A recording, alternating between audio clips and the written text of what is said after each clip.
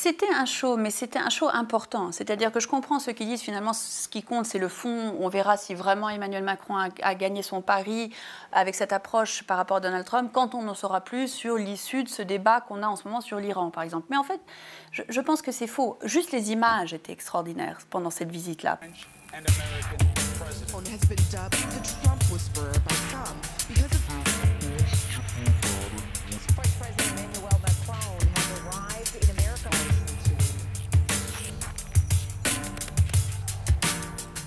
Normalement, la diplomatie est quelque chose de très froid. C'est des choses réfléchies, c'est des formules toutes faites, c'est des gentillesses, c'est des politesses et du protocole avec des discussions derrière. Là, on vivait en direct finalement une relation vraiment, je pense, du point de vue de Donald Trump, qui est beaucoup dans l'affectif réel. Je pense qu'il a vraiment de l'affection pour le président français. On n'avait jamais vu Donald Trump recevoir officiellement. C'était la première fois.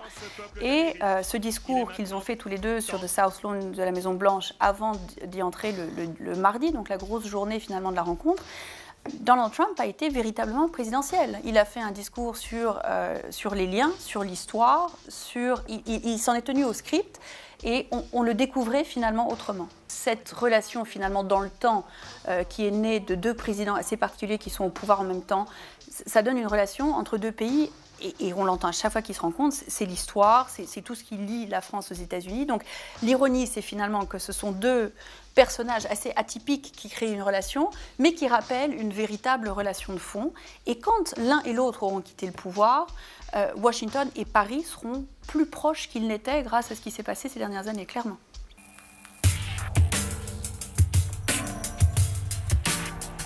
Cette détermination à agir, alors que beaucoup d'autres s'y sont cassés les dents, intrigue beaucoup de l'extérieur. Qu'est-ce qui fait que ça réussit? Quelle est sa stratégie? Pourquoi ça marche?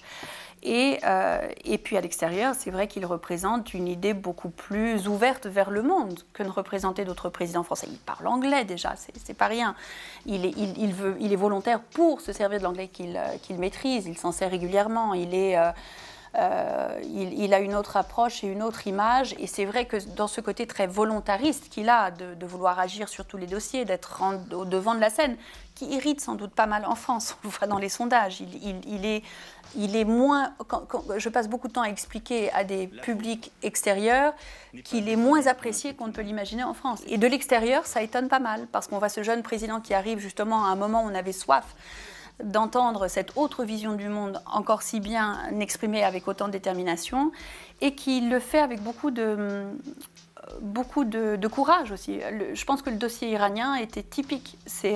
Il est arrivé à Washington en parlant de ce nouveau plan, ce nouveau deal, ces nouvelles discussions qui avaient l'air de prendre tout le monde de court, pour finalement chercher à rattraper un petit peu ses alliés derrière, pour leur dire mais si finalement est-ce qu'on ne pourrait pas regarder cet accord un peu plus large pour essayer de garder justement l'accord qu'on a. Et finalement la chose est assez bien vue quand on fait un point. Soit Donald Trump décidera de rester dans l'accord iranien parce que Emmanuel Macron aura proposé une solution plus large qui adresse les soucis qu'il avait, qui n'étaient pas adressés par l'accord initial, ou bien il décidera de s'en retirer et on aura réussi à garder les États-Unis dans une conversation multilatérale sur l'avenir de la région. Donc, quoi qu'il arrive, Emmanuel Macron, par cette idée qui avait tellement étonné quand il l'avait annoncé à Washington, gagne.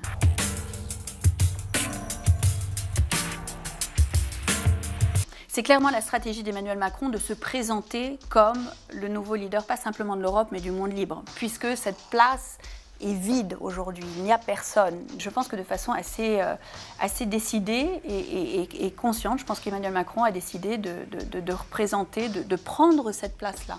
Et il le fait avec beaucoup de conviction. Ça étonne, je pense que ça a pas mal étonné au départ, parce que c'était un rôle que le président français n'avait jamais joué.